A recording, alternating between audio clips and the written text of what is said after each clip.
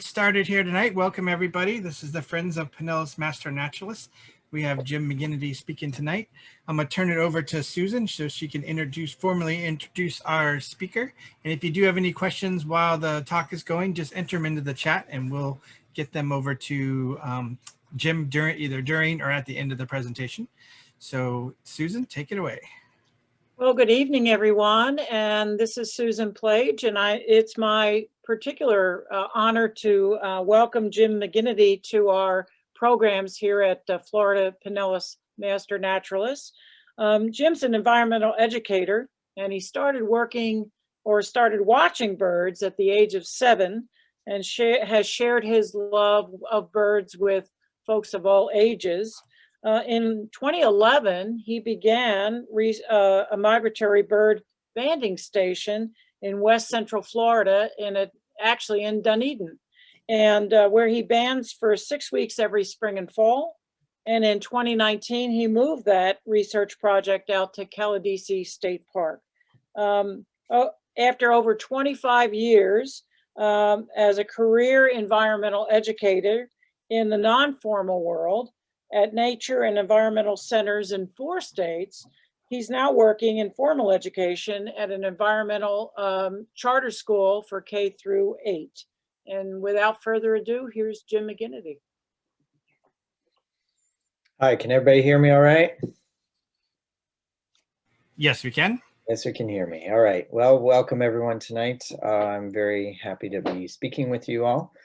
And basically, what I'm going to do with this talk is just give you a very brief history of bird banding and go through the process of bird banding, and then talk more specifically about the project that I started, as Susan mentioned, in 2011, and where we hope to go in the future, and how you may or may not want to help us out and get involved. So, and then I'll take questions. Oh, and as a teacher, I always like to have excuse me, make it as interactive as possible. So I'm still adjusting to this virtual format, which is challenging, but I like to do quizzes at the ends of my talks. So I have an easy quiz, and then I have a hard quiz, depending on how much time we have. And there's one slide of one bird we've captured and banded that will be sort of award. We'll let you know which one it is, but it will be the first one to identify the bird will get a sticker. I don't know, can they see me? They probably can't see me now, but we have stickers for my organization, Florida Avian Conservation, which I founded last year to support the research and education. So we'll go ahead and get started. And as they mentioned, if there are questions, I guess Brian will field them and let me know what they are, either during the talk or certainly there's be plenty of time, and I don't have any tests to grade or anything tonight, so I can stay longer if need be and answer people's questions. So, all right, so here we go. So where can the birds go? Let's see. Here we go. All right, brief history of bird banding. First record of a bird being banded had to do with a royalty, a peregrine falcon that was, I think, owned by King Louis IV, or one of the kings in France, and one of his favorite falconry birds was a peregrine falcon, and he had put a metal band on the bird's leg in 1595, and I believe it was recovered in Portugal, or somewhere not too far away, but it was actually recovered. So so that's the first case that was recorded. And then in the US, most people have heard of John James Audubon, and he actually was the first person in the US, or in the North America, that actually put a silver thread on the leg of a phoebe, and that's the bird that's behind me, in case you didn't know what a phoebe looks like. And he was curious. He had a nest of phoebes over the doorway of one of his buildings, and he was curious if those were the same birds that came back the next year, subsequent years. So he took some of the nestlings and put a silver thread on them, and lo and behold, the next year, I think 2 of the 8 phoebes that he saw around on his property had silver threads on them. So that's how it began. let's see. A little bit later, it's the science of bird banding started to get more formalized. The Smithsonian Institution started the system in 1902, and then you had Frederick Lincoln expanding the banding program, and you know, and it's run very similar. It hasn't changed much. North American bird banding program. So sometimes people will ask, well, why are you banding these birds? Isn't it hurting them? That sort of thing. So ornithologists, which are the scientists that study birds, can gather a lot of very, very valuable data and information from banding birds. We've learned the pathways that these birds migrate through using band recoveries, where birds, you know, are recovered after they've been banded. How fast they move, what path they follow, that sort of thing. How long birds live. The longest documented bird in that's still alive is an albatross out, I guess it's at Midway Atoll, and it's, I believe, 67 years old, maybe a little bit older, and it's still breeding. And the biologist, Frank Chapman, who banded it, I guess he actually got to see that bird multiple times after he banded it, but he was 90, I think, and he saw it the last time before he passed away. So, oops, not sure what happened. All right, so you can also estimate population sizes using banding data.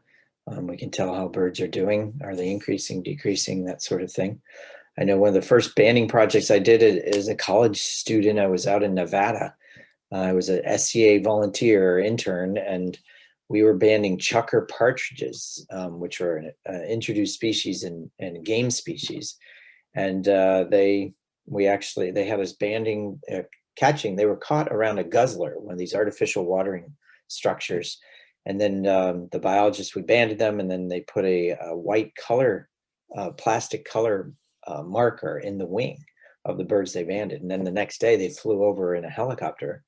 And then from the proportions of the birds that they flushed that had the white color band to the ones that didn't, they could estimate the populations of that bird. So that was pretty cool. And that was one of my first exposures to bird banding. Over 1 million birds every year are banded, and most of them are waterfowl, ducks and geese, that sort of thing. And the wildlife biologists gather a lot of information. From what the recovery rates and that sort of thing, they can estimate and figure out the bag limits from year to year and that sort of thing. So, and then of course, most of you have probably heard of the Migratory Bird Treaty Act. It's, you know, was enacted 100 years ago, and that protects all migratory birds. So unless it's a game species, it's illegal to have even a feather, a nest, eggs, anything like that, harm any of these birds. So most people are shocked and they're like, what? I can't keep my cardinal feathers? Well, not legally you can't. So so there are laws to protect them. So I learned how to band birds when I lived in Wisconsin, a place in Milwaukee, actually. I worked at a couple different nature centers there, and they were doing migratory banding there. And then I worked in the city of Milwaukee. Oops. Not sure why this is jumping ahead. I'm sorry about that. I didn't touch anything. You're getting a sneak preview. Sorry. All right. So I started this project in Dunedin in the Hammock Park, and initially I was sub-permitted under Marianne Carosi, and we were looking at the migratory birds that pass through Hammock Park. If you haven't been there, I encourage you to go. It's a 100-acre hydric hammock habitat. It's really a really nice park. And we did a test banding in the fall of 2011. And you know, I was encouraged by what we caught. We only did it for a day, but all right, this is getting annoying. All right.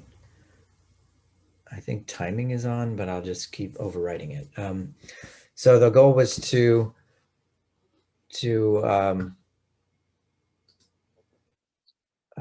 to do some baseline bird surveys and then migration banding in spring and fall. And we do it once a week, 6 weeks during the peak of migration. And then one of the goals was to inform and to give information to the city to help with their management of the park. And I know in one case I gave them data from what we had gathered over the years, and they used that in a grant proposal to actually acquire funds to expand the park. So anyway, so we'll, this is where Hammock Park is right here, even though the names are reversed. That's just the way it came up on Google Earth. I also, as Susan mentioned, I teach at an elementary school. It's an environmental charter school over in Lutz. So I'm probably the only banding project on an elementary school campus in the country. And so our students, kindergarten through 8th grade, 5th grade, have seen the entire process of bird banding for the 10 years I've been there. So it's really a unique thing I can offer to the kids. And then this shows you where Caladesi Island is, where we're now currently banding. So those are the different locations that I've banded in the area. So let's talk a little bit about bird banding. And I don't know how many of you are birders or would like to identify birds. This was one of the birds that you don't often see, but with bird banding, you can actually document things that are there that you don't see, like this Kentucky warbler. So we've caught a decent number of them, both in Hammock Park and out on Caladesi Island. So first step is choose your locations, clear the net lanes. We locate the nets based on where we see the most birds and where we can catch them as they're moving through corridors. So once we get the nets up, the goal is to get the nets up by sunrise and open. This was one of the challenges in Dunedin, in that we couldn't leave our poles up. We had to take them up, put them up and take them down every single time we banded. So very labor intensive. So we get the nets up, and then once they're open, we check them every 30 minutes as we go through. And we set up a banding station. In later years, we got fancier. John Hood and Clearwater Audubon donated this pop-up, so it made us look a little more official. And you might recognize two of these characters. I think they are graduates of the Master Naturalist program. Carl Nichter and Rick Hoover were early, very dedicated volunteers, helped me get started. And you need to have all sorts of resources, lots of bird books. And some of you may recognize these things right here. I know my students don't know what these are. Film casters, that's how I organized my bands, and then a digital scale and some other tools that we have. So once the nets are up, like I said, we check the nets every 30 minutes. The nets they're called mist nets, because if you step back from the net, it disappears. You can't hardly see it unless the wind is blowing the net. So anyway, so this is a red-eyed vireo that we had captured. So here in this photograph, the net looks very obvious, but not to the birds as they're flying around the forest. So then we extract the birds, and I spent several years training volunteers to do this safely and efficiently. It takes a lot of practice, and you just can't go out and start doing it tomorrow. So I know I mentored for at least 2 years before I was hardly allowed to touch a bird. So it can take a long time, but this is Anastasia, who some of you may know, who used to live in Clearwater area. So once the birds are extracted from the nets, we put them into a bag to calm them down. They can breathe through the bags, and then we process them in the order that we got them. Unless there's a really small bird or a bird that took a long time to extract, then we would ban those birds, process those birds, release those birds first. All right, you're not allowed to ban any birds that you cannot identify. So you need to make sure you know what bird you're putting a ban on. So, and sometimes, we got the bird right there and you got the book, and this makes it easy. So this is a Prothontier warbler. I like to call it, that's our reading program, our early interventional program for teaching the birds to read. Once you get the bird, you got to get the band on it. That's the first thing we do. And so part of that process is using this leg gauge to measure or confirm the measurement that the books tell us to put, what size band to put on the bird's leg.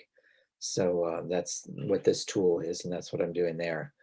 Then once you have the band, you open up the band, and then you use these special banding pliers. If you look closely, right, it has holes right here. So when you clamp down the pliers, the band is already in there, and you just slide the bird's leg in through this gap here, and then you clamp the band down. And then I'm holding on to the bird's foot, so that even if it struggles at the last second, I'm not going to hurt the bird. You gotta be very careful because you could easily break the bird's leg. So especially since we're looking at migration, we're looking at the condition of the birds. You know, how much fat do they have? This bird, I think this is a white Iverio, if I'm not mistaken, but here we're looking at the fat. So this right here, the light color is like a light orange color, that's the fat. This right here is the muscle, the flight muscles, the breast muscles. So the birds have a hollow right here. It's called the Fercular Hollow. And a bird that's just arrived, or a resident bird that's not going to migrate, that hollow is going to be empty. It'll be a depression right there. So, but this bird, I would say, we measure the amount of fat on a scale of 0 to 7. 7 would be like it'd be overflowing with fat. It then stashes the fat underneath its wings and in the lower abdomen area, abdominal area. This would, you know, the cavity is full. So I'd say this is a fat of 4 or 5. So this bird is nearly ready to migrate. So. Then comes a challenging part is trying to figure out the age of the bird. So there are a couple things that you need to know and you need to do. You need to know all the feather tracks, different parts of the bird, all the feathers, and then I'm looking at the shape and condition of the feathers. I'm looking for clues that might tell me how old the bird is. So based on all these birds molt in a predictable pattern for the most part. So this is a good example. These are wood thrushes that we caught. Now, if you look here at these are called the coverts, secondary coverts here. This hatchier bird that has these buffy tips on these feathers. If you look at this older wood thrush, see those there do not have the buffy tips. So that's what I look for. What you look for is called a molt limit. And so these are fresher feathers. Okay, these are older feathers. So that's what tells me this is at least an after hatcher, which means it's 2 years old. Could be a little older. Most of these birds you can't tell. They're either born in the same year or the next year or older. And except for woodpeckers. Woodpeckers retain feathers from year to year. So there's some woodpeckers you can age to 4, 5, 6 years of age based on the wear of the feathers and which feathers are worn. So then what we do is we collect some other data. We collect the length of the wing, what's called the wing chord, here using a special ruler called a wing rule on this blue jay. And just by looking at this feather right here, these are the alula feathers, I can tell that this is a hatchier blue jay because it doesn't have, see these black lines right here? If this were an older blue jay, it would have those same black lines right here on these feathers. The other thing you can look at, like the catbirds and blue jays, you can look at the roof of the mouth. The lining on the top of the mouth, the roof of the mouth actually gets darker and turns black as the bird ages. So that's another thing you can look for. Last thing we do before we release the bird is we weigh it on the digital scale, and we put it very quickly in this tube or a tube like this. It takes about 3 seconds to weigh it, but we of course subtract out. I zero the scale before I put the bird in, so we're not getting the weight of the tube. We're just getting the weight of the bird. So, and then everybody's favorite part is releasing the bird. So this bird, you can see the band right there on its leg. And the bands are very lightweight. They're only about 1/10 of a gram. And this bird probably weighs, I don't know, 18 to 20 grams. So it's a pretty small percent of its body weight. And these are aluminum bands. So they're very soft, lightweight metal. We do use stainless steel bands on cardinals and grosbeaks because they've been known, and I've seen them start taking off the bands. So we don't allow that. So we, as you can see here, we record a lot of data,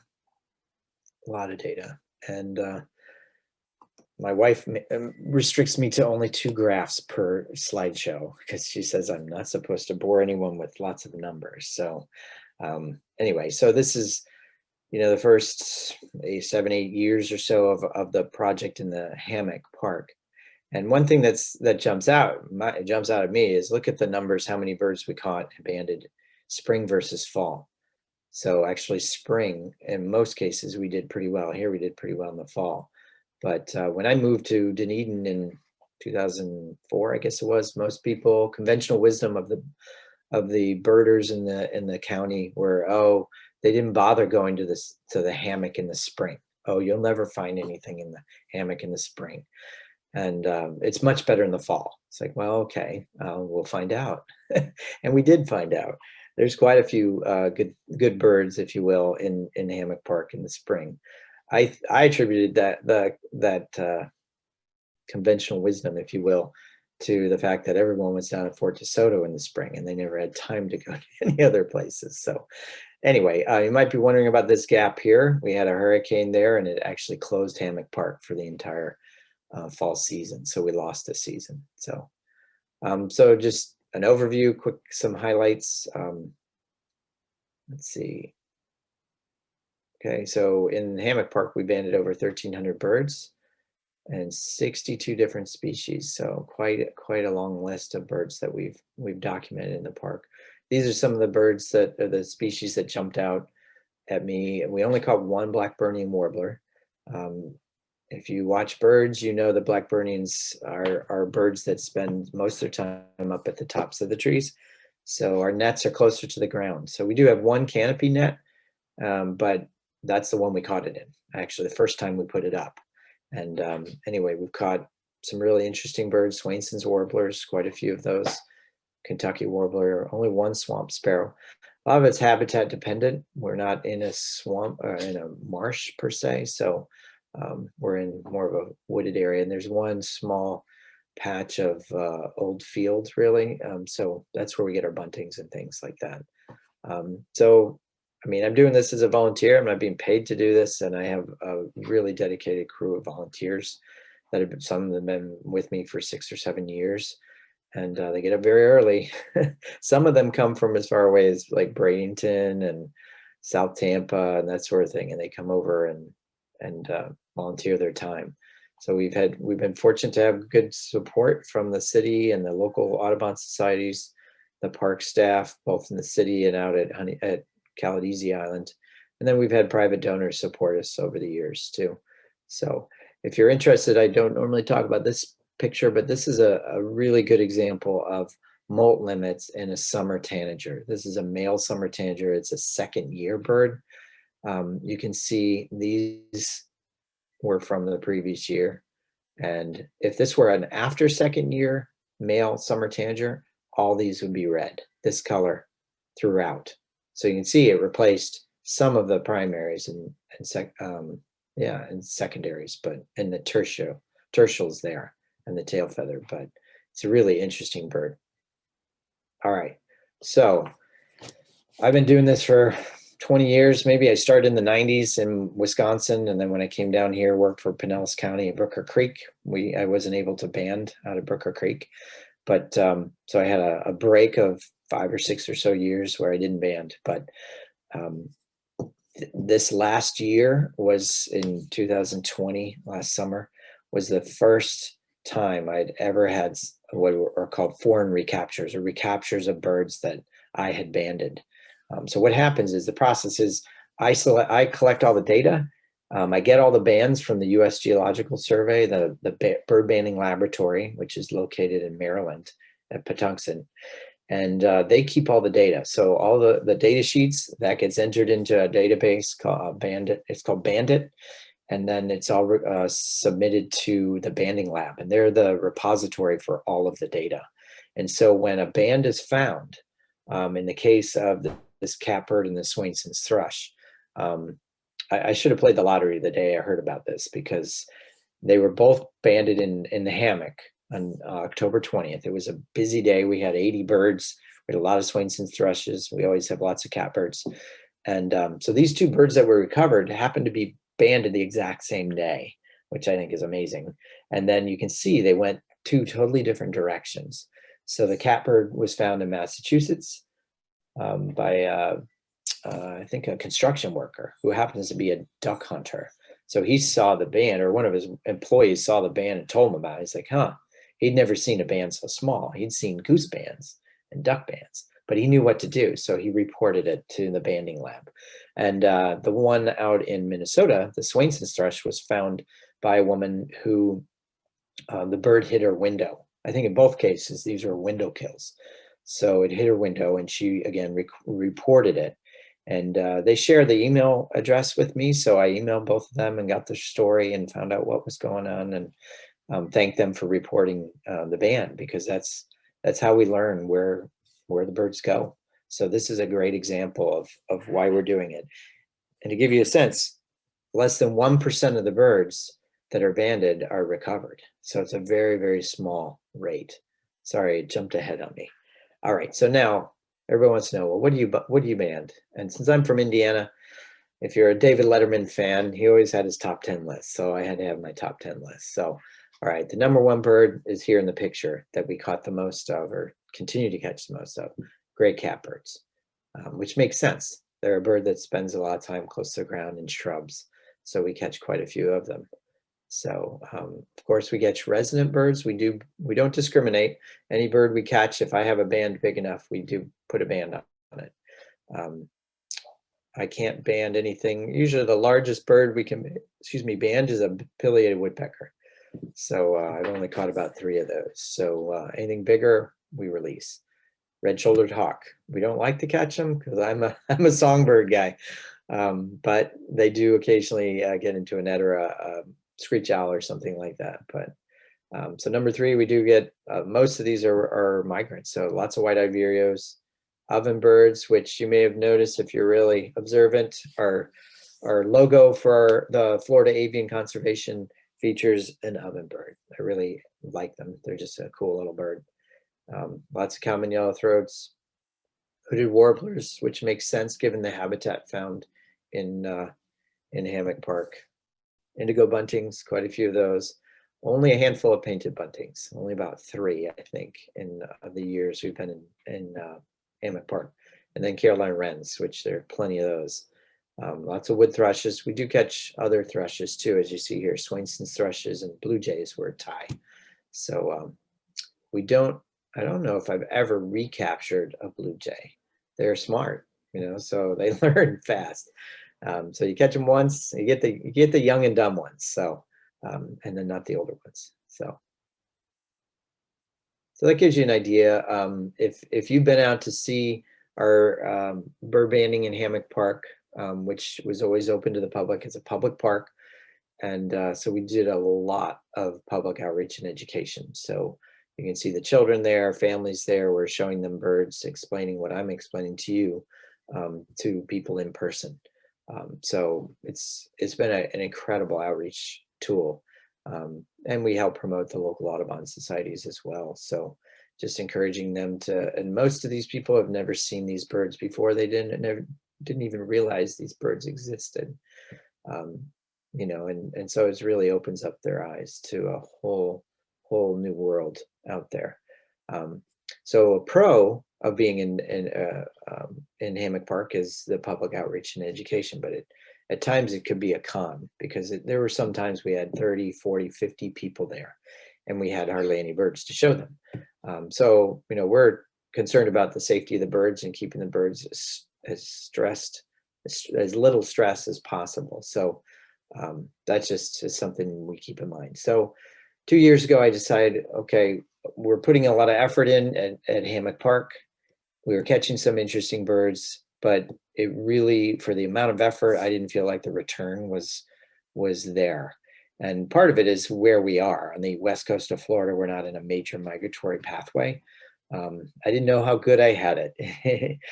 On the lakeshore of Michigan, you catch a lot of birds. So I decided for other reasons. Also, you know, just the fact we had to put up poles, take them down, all of that, the dogs, you know, all of that. I decided to move out to Caladesi Island. So as so I tell my wife, I guess my life wasn't complicated enough. So so as you can imagine, banding on an island poses some other challenges.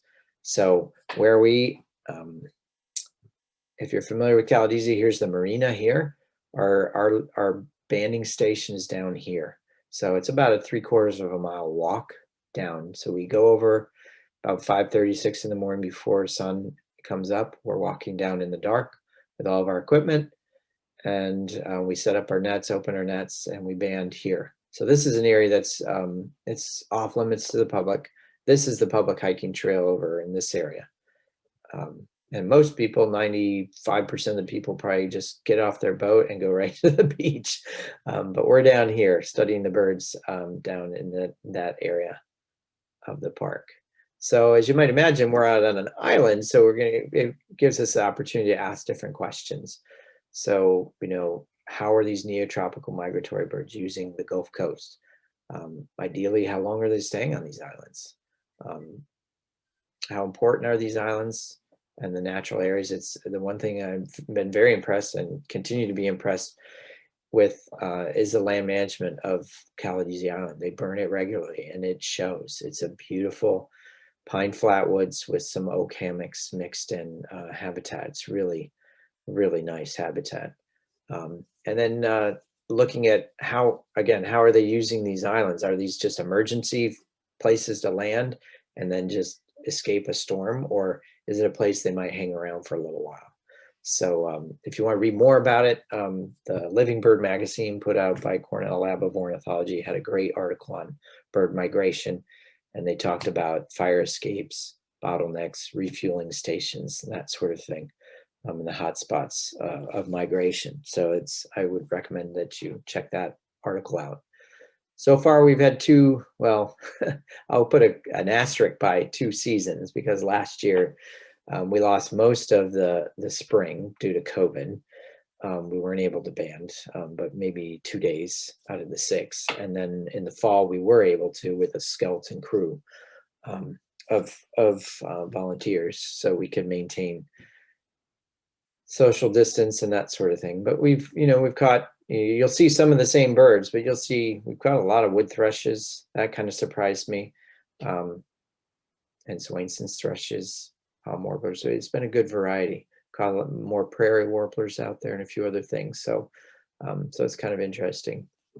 This is what it looks like when we're walking to and from our banding station. Mentioned some of the challenges that we face being out there. Logistics, just getting out there. We have to be out there. We can't take the ferry because the first ferry is not till 10 o'clock. Even if we were permitted to use the park boat, they don't go out until 8. So we need to be out there at 6. So we had to find, volunteers, people with boats to take us out there in the mornings. We actually take the ferry back, and we have a partnership with them, and they allow us to travel on the ferry for free, which is great. But we did get a boat donated by Ann Paul from the Florida Audubon folks. They had an old boat they weren't using, and luckily I have a volunteer, who's a boat mechanic. It's convenient to have one of those, and he's a boat captain, retired Navy, and all that. So so he cleaned up the boat, got it running. It's a great little boat. Unfortunately, it's a little small. It only holds 3 people, 3 passengers. So if we have 5 to 6 or so volunteers, we end up shuttling. So anyway, that's just one of the challenges. Land management, I mentioned they do prescribe burning out there, which is great, except when they do it 2 days before you're going out there to band birds.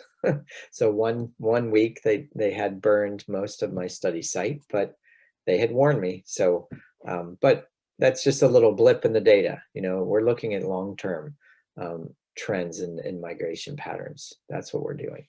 Weather, as you might imagine, you get out on the island and the wind comes up, and it's a small craft advisory and the ferry's not running. So again, it's challenging. And of course the pandemic made things more difficult. So So I talked about the history of bird banding, and we're still using leg bands. We're still putting bands on birds' legs. One thing I didn't mention is that, as you see in this painted bunting, they actually have color bands on this bird as well. So depending on what your question is and what you're studying, I know with grasshopper sparrow research and other birds, they need to be able to, and scrub jays, you need to be able to identify the birds without capturing them. And so they do that by putting a unique combination of color bands on the individual bird. So with binoculars, you can actually see the bird and say, oh, that's silver dash white red or what have you. So anyway, so that's something, a different wrinkle to the banding. Also, you've got things like Geo Locators. If you look on the back of this painted bunny, this is what's called a Geo Locator, and it actually records the location of that bird usually once a day, maybe twice a day, for as long as the battery lives. And usually the battery lasts for 2 years or so.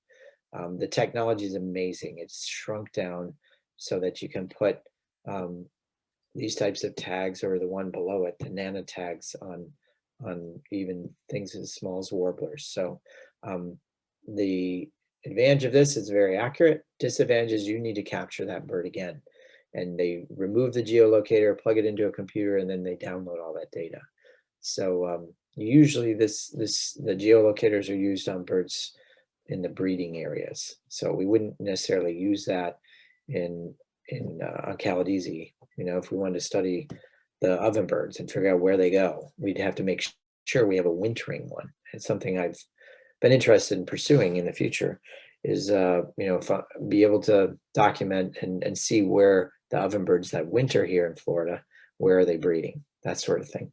Another piece of technology that's coming on are something called nano tags, and it uses these right down here.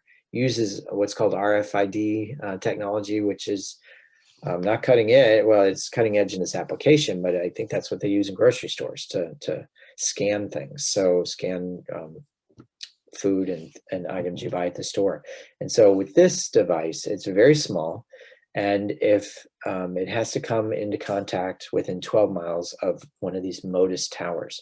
So if the bird has one of these on usually it's on its back, it can be glued to the feathers or a little backpack harness kind of thing. If they fly by one of these towers, it's recorded, and each one of these tags has a unique signature. And I know recently in the last year, there were some nighthawks that were banded and given nano tags up in Montana, and they're studying their migratory path, and they were recorded in, I know, Naples, Florida. One of our partners at Rookery Bay, they have a Modus tower there, and it pinged, and it was recorded there, which is pretty cool. And these Modus towers, you can go on their website and you can see a map of the United States and actually the Western Hemisphere and see where all these towers are being placed. There's one at Fort DeSoto. So, and in the future, I've started, talking to the park, see if we can get one up at Caladesi too.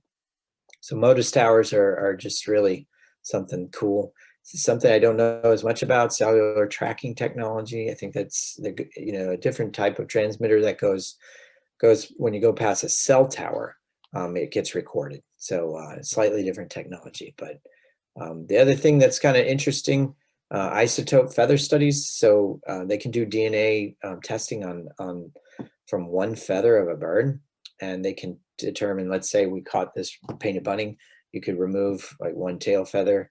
They do an analysis in the lab, and they determine that it wintered in Nicaragua or Colombia or wherever based on the isotope analysis. And that's the extent of my understanding of how it works. So I did recently find out that the UCLA out in California, they're doing genotypic mapping of 150 different species of birds, and they're reaching out to different research places, projects, bird observatories, banders all around the country to gather more samples. So that's something we may be participating in the future. So why do this? What's the problem? I'm sure most people saw this story from, I believe it was last year. Some of the technology is also allowing us to quantify how the birds populations are doing. They're using the radar data and eBird sightings and all that kind of thing. But mostly I think it was the radar data that they've been collecting over the last 20 years or more, and they've been able to quantify from those radar images how many birds are flying by, and they can go back in time and see, well, okay, how many did we have 50 years ago or 30 years ago, and how many do we have now? And so I think this is a wake-up call. Most people, if you've been on the planet for a few decades, you know just intuitively that the numbers of birds in your experience is less than what it used to be. But now we know exactly how much less, and it's really kind of frightening, really. So I like to throw in a slide or some information about what individuals can do to help birds, especially these migratory birds.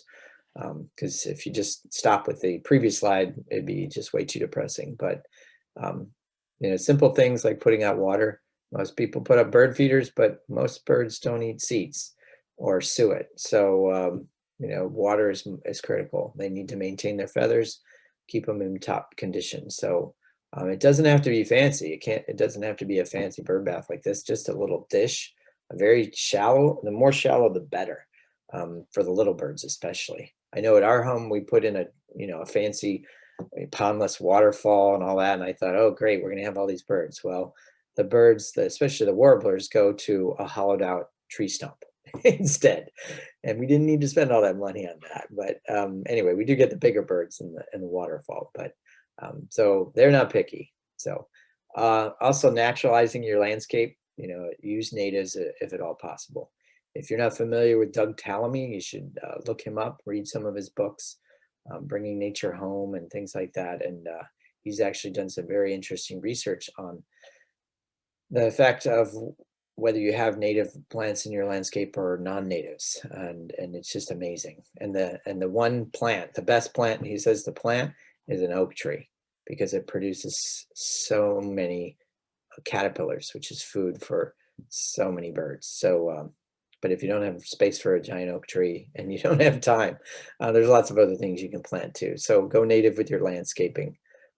This one is, somewhat controversial. People don't like to talk about keeping their cats indoors, but there's an entire book by a scientist, Peter Marrow, from the Smithsonian Migratory Bird Center. He wrote a book on, it's called, I'm drawing a blank now, Cat Wars. It's called Cat Wars, and it's all scientifically researched, and cats are killing millions and millions and millions of birds every year. So, and in Pinellas County, we have, oops, sorry, oh no, I don't know what happened. Sorry, guys. All right. So anyway, if you can, keep your cats indoors. It's better for your cat. It's better for the birds. And if your cat really needs some outdoor exposure, they say you can build a catio, put a indoor outdoor space kind of for your cat. So if you want other actions that you can try, Cornell has this on their website, 7 simple actions. I realize you can't really read this. It includes bird proofing your windows, which is really important. It includes participating in citizen science, using natives, but it also talks about not using pesticides. And if you're a coffee drinker, if you can support shade-grown coffee versus traditionally grown coffee, that actually benefits birds too. So those are things, simple things that you can do to help. So I mentioned some of the sponsors, the Caladesi Ferry, the Audubon societies, and individual sponsors have helped us along the way, purchase equipment and that sort of thing. If you want to follow along with what we're doing, I'm transitioning this blog. For the last several years, I've had a blog for the Hammock. It's called Hammock Bird Banding. And I post what we catch each week and photos and things like that. I'm going to be transitioning to a Florida Avian Conservation blog / Facebook. I don't know. I'm not a great social media person. So if anybody's really good at that, wants to help out, that would be welcome for sure. But transitioning to that. So you can follow our project, even if you can't come out to the island. And then I did start up a GoFundMe campaign. And as I mentioned, I started an organization. It's an LLC, sort of socially responsible LLC. So it's not a nonprofit, but we still are mission based. I mentioned some of the things that we could use. I didn't mention, did I mention the long walk through the soft sand at the end of the day? It's not uphill, but it sure feels like it. If anybody has a larger boat and lives in the Dunedin area and likes to get up early, we could use a ride. It's only seven mornings in the spring and fall. So a larger boat would be wonderful. An ATV that we could borrow or use or what have you out on the islands would make our lives much easier. And then anyone who is interested in technology, computers and the Modus towers and that sort of thing. I mentioned we have a partnership with the Rookery Bay down in Naples. They have a Modus tower. They're willing to help us. I'm helping them get a migratory banding project up and running. And so they're going to hopefully help us with a Modus tower, but we need somebody who's really into that and skilled with that to help out. So thanks for the photographs, Carl, my wife, Jennifer Zellick, and Dave Knoll. And then some of the early history slides I borrowed from Jessica, and then all the volunteers here. I'm an equal opportunity volunteer person. This is our all women net lane clearing team one day. And there's our boat and that's our captain boat, Bert Thomas, who helps us shuttle everybody out to the island. So I'm going to take a drink and you guys can get ready for the quiz. Okay. Now it's very difficult to manage on Zoom. So if you want, you can just jot down and see how many you get right. And I mentioned we'll give away stickers. I don't know if you can see them, probably not, stickers that we'll give out to anybody who gets the answer right for the hardest one. So we're gonna have an easy quiz and then a hard quiz. So just see how you do. It's just fun. This one's easy, obviously, because the answer's written down right in front of you. So I'll give you a couple 10 seconds or so for each one so you can look at it. If you think you know what it is, just jot it down. Just see how you do. Okay, first one. All right, everybody's got 100% now, right? You all knew that one. Magnolia Warbler. This is another easy one. So this is a chew toy that we give to the cardinals because I'd rather them chew on the Q-tip than on my finger. All right. Okay, so everybody's got 100% still, I bet. All right, this one, if you were paying attention, I think I mentioned the name of this bird at least twice in the talk. So what do you think? Okay, gray catbird. All right, now they're going to get a little more challenging. This one I don't think I identified, but it was in some of the pictures earlier on in the slide show. This is a warbler, I'll give you that much. It really loves to eat worms. Okay, worm-eating warbler.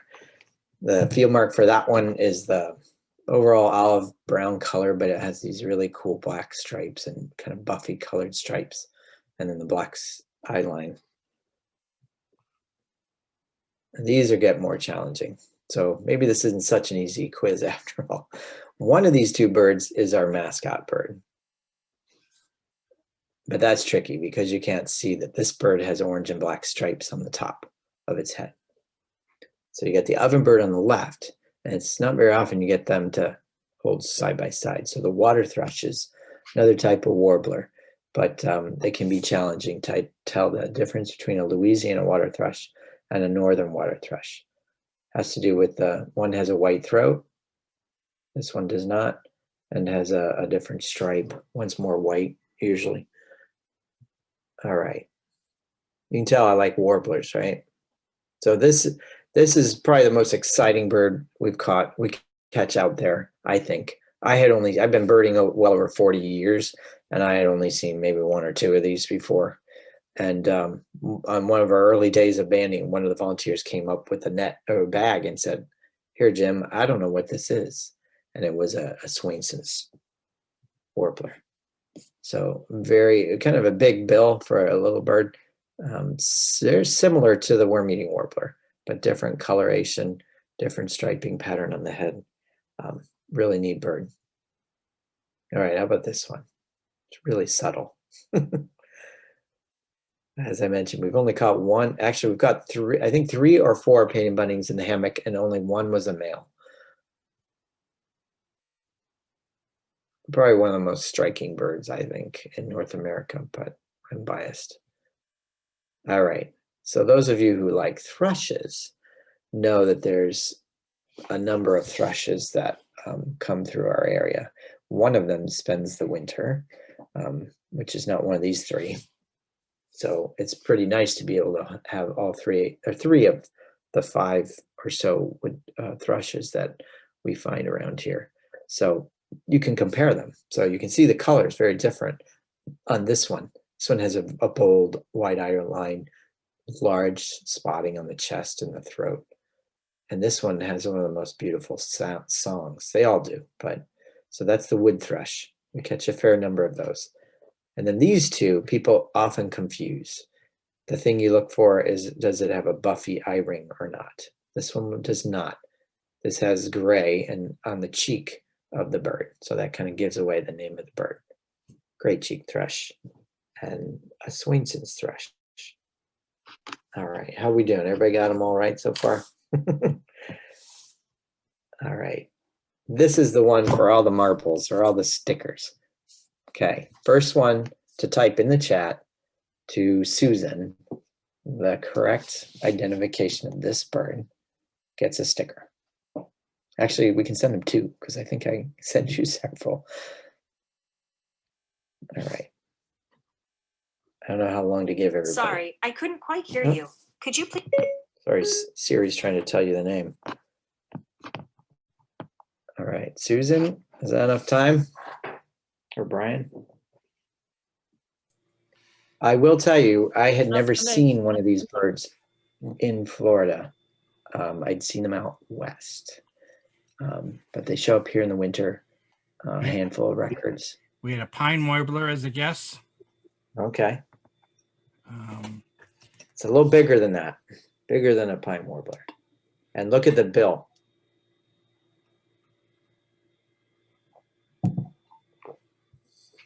Maybe no one will get it, which is possible. And lucky for me, it was in our canopy net, and this was at the school in Lutz, but it was sitting right next to a female summer tanager, right next to each other. Someone said Western tanager? Yeah, well, they won it. That's what it is, a female Western tanager. That would be Lindsay Bell. Thank you. I did a serious happy dance when I saw that. But actually, I pulled out all the books, and I couldn't believe it. I actually called, if some of you may know Jason Gerard, who used to teach at my school, and he and his wife work up at the Black Swamp Bird Observatory. So luckily I was able to get him on the phone and even FaceTimed with their banding staff up there. And they said, oh yeah, that's a female Western tanager. So that was really exciting. So, I mean, I do have other quiz questions, but I know, what time is it? We got a few more minutes. I can power through them if you'd like. There's maybe 6 or 7 of them. Everybody likes to see pretty bird pictures, but you know. What do you think, Brian? Sure, why not? Keep going. Sure. Okay, we can come back to questions. That one, everyone knew, right? Oh, you thought I was going to show you the whole bird? Not exactly. You can see this is a pretty small bird. And I'll give you a hint. These just showed up last week and are singing their heads off in Hammock Park. All right, so again, just jot down, see how you do. Fercular Warbler. How about this one? This is from a male. And these are the primary coverts right here that we're looking at. So this is a definite male after 2nd year. You can really see the Northern detail. Perula. Oh, well, that was the one before. This one actually hangs out in the fields and it eats seeds. We had a Stellar J as a question. Oh, well, I haven't banded out there. I've only banded so indigo buntings, which we catch quite a few of. All right, how about this one? This one has a really large bill compared to a bunting, and it has the brown Brown wing bars. Blue girl speak. Yeah. Dave, we're going to have to mute you, Dave. Sorry. If you've taken the picture of it, you can't identify it.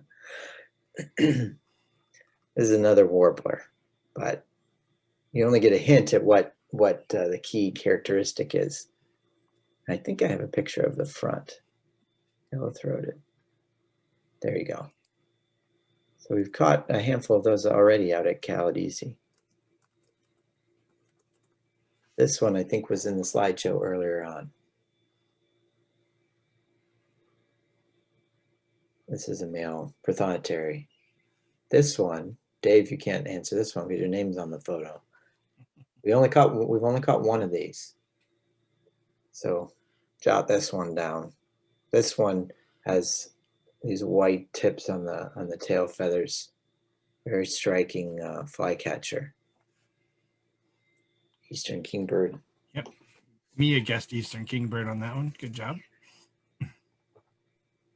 All right, more pieces and parts. So those of you who are probably scrambling for your warbler book that has the plate that shows the undertail view of all the warblers, because oftentimes that's all you get to see. But this one likes to climb around on the trees and doesn't have much color on it. So I really like the center of these tail feathers, undertail coverts are black, which is really cool. So this is a female black and white warbler. I think that might be it. Yep.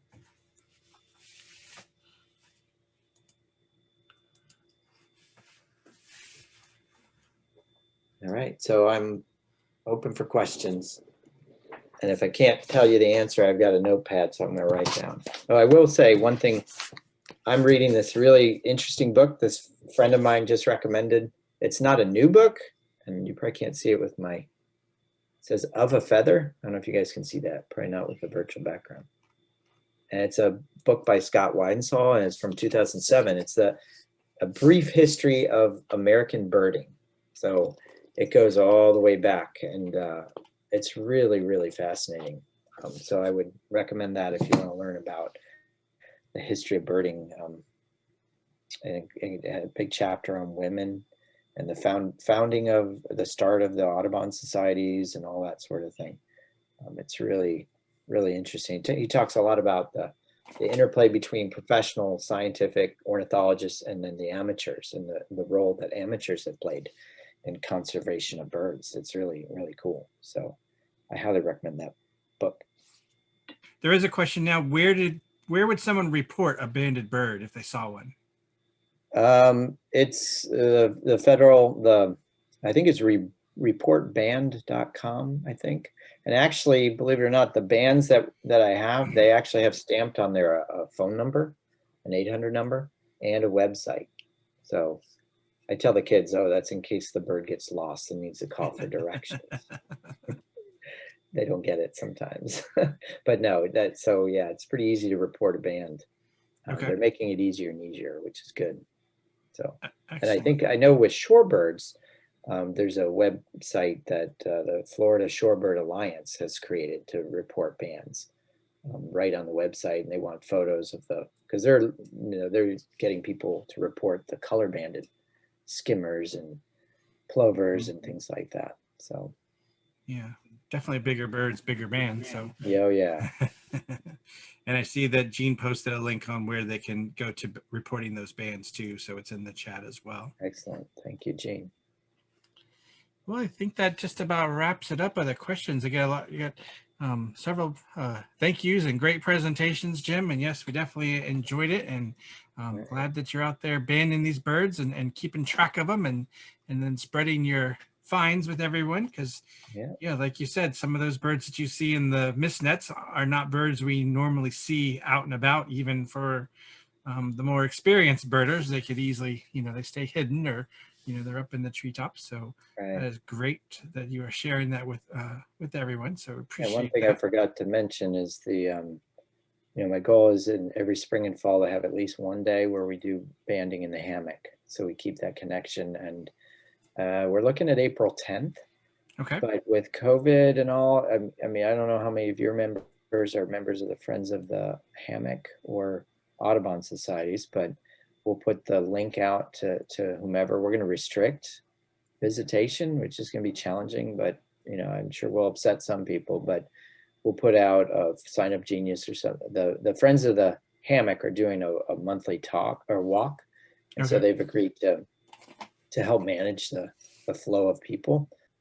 Thank So you. Jim, this is Susan, and I just want to thank you so much for being part of our program this month of February.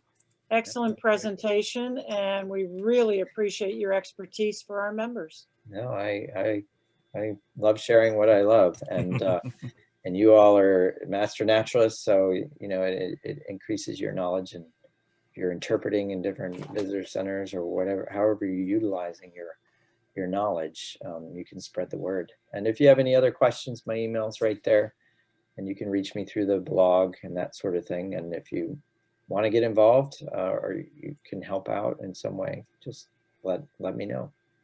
Okay, thank you, Jim. And if for those that are still here, just if you forget Jim's email address or whatever, don't write it down or whatever, you can always contact us at the Friends of Pinellas Master Naturalists, and we can connect you up with Jim too. So there's many ways to connect you up if you need them.